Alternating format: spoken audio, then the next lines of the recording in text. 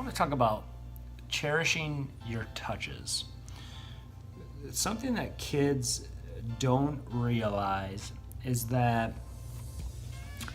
once you get to the 90-minute game, there's a quote by Johan Cruyff about how in his day, in a 90-minute game, players only are in contact with the ball for 2 to 4 minutes out of an entire 90-minute game. Now it's even less. In today's game, it's more like 2 minutes and less. I got a message from a high-level player of mine that I've been training for several years now that they got 60 minutes of play in a very, very high league. They timed how much time they were on the ball, and it was only like 25 to 35 seconds on the ball. And so all this time, we realize how important it is in those moments, how important it is your time on the ball is.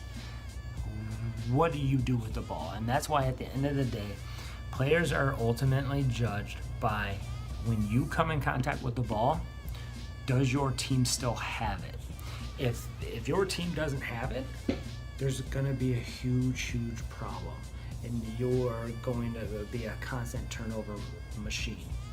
So cherish your touches. Every single time you come in contact with the ball, you must take care of it.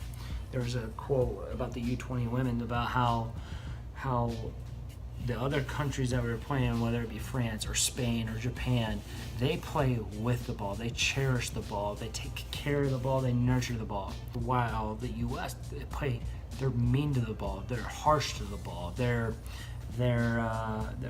brutal to the ball. They treat the ball poorly. So going forward, it obviously shows how much importance the off the ball stuff is.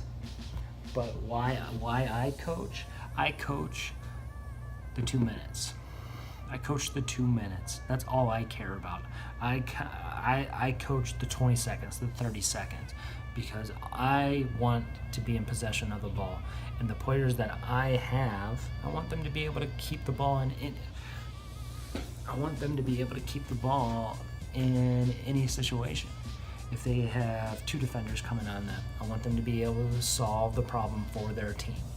If they're dribbling, if they're under pressure and has to play 1 touch or has to play 2 touch, or has to take a negative touch.